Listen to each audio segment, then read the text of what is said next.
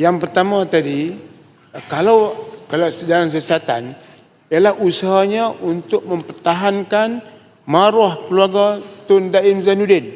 Dia bukan melibatkan usaha untuk menjatuhkan negara. Tetapi pada tahun Malaysia Now, ini laporan daripada Malaysia Now. Malaysia Now telah juga melaporkan salah satu daripada puluhan email yang dilihat oleh Malaysia Now, Perseus Strategies.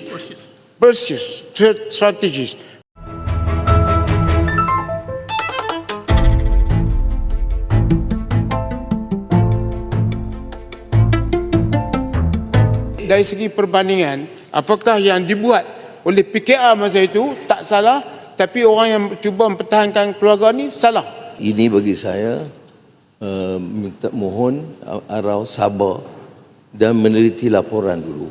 Ini bukan soal Tun Daim Zainuddin pribadi. Ini soal, kalau baca report umpamanya, hubungan dengan penasihat menteri untuk ada hubungan menteri luar negara. Dan ini bukan sekadar lobi kebebasan.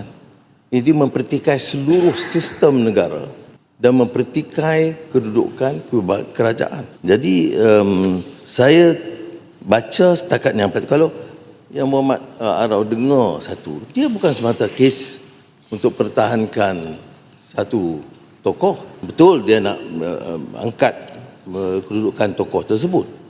Tetapi yang dikemukakan dalam laporan itu mempertikaikan seluruh sistem dalam negara ini dan rencana untuk menjatuhkan kerajaan kena timeline itu dari Ogos sehingga pilihan raya. Ini bukan soal sekadar membebaskan seseorang daripada pertuduhan. Jadi saya mohon dalam kes ini, mungkin saya tidak dapat berikan keterangan yang lebih daripada itu, tapi sekurang-kurangnya dengar dulu penjelasan Majlis Keselamatan Negara ataupun PDRM. Tetapi ini bukan soal kritik kepada Perdana Menteri. Ini usaha sabotaj kerajaan dan negara. Apa hubungan umpamanya untuk perancangan teliti menggunakan international media dan bankers daripada masa itu sehingga pilihan raya. Itu tentu saja. Saya tidak fikir, sekarang saya faham, saya tidak fikir semua ahli pembangkang akan merestui.